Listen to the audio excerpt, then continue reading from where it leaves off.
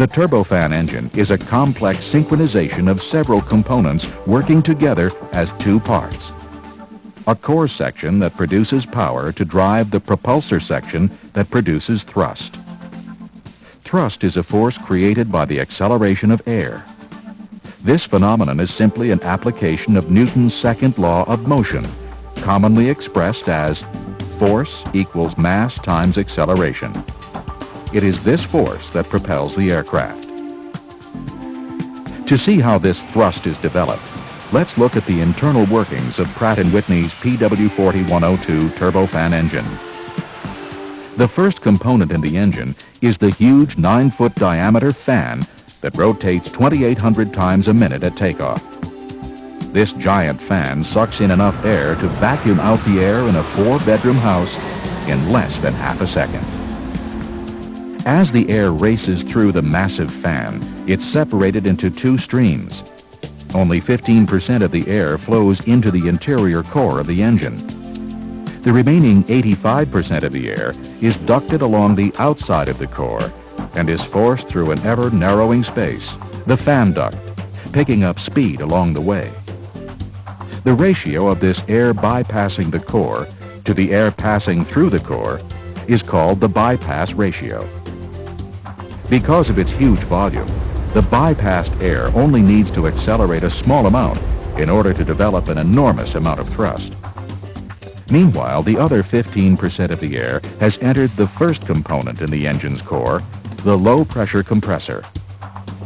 Here, the air passes through several smaller stages, each consisting of a set of rotating blades in between a set of stationary blades. Each stage compresses the air, forcing its temperature and pressure to rise. After passing through the low-pressure compressor, the air enters the high-pressure compressor, which rotates faster and is responsible for 70% of the total pressure rise. After the air has passed through both compressors, it is 35 times higher in pressure and 1,000 degrees hotter than the outside air. The compressed air is now at the right pressure, but it is moving too fast to be efficiently ignited, so it enters a diffuser, where it slows down while remaining at the optimum temperature and pressure.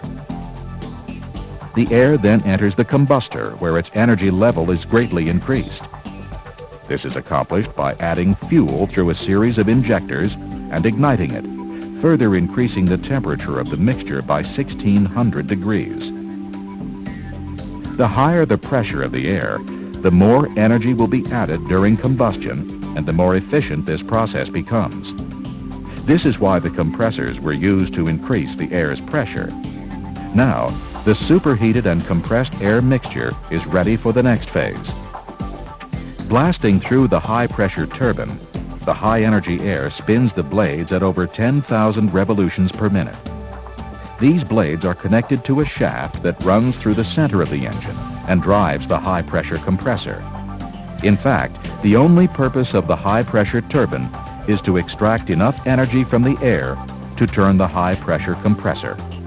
Together, these components make up the high spool. Next, the air passes through the larger low-pressure turbine.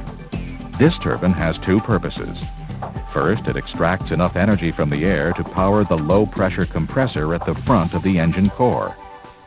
These two components are connected via a second shaft, which actually passes through the center of the high spool.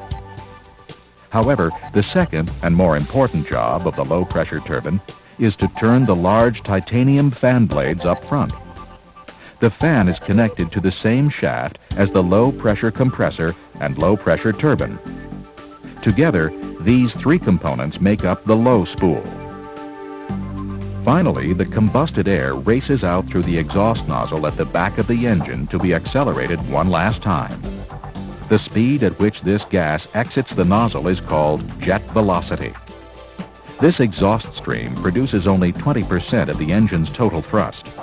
The remaining 80% is produced by the large volume of accelerated bypass air exiting the fan duct.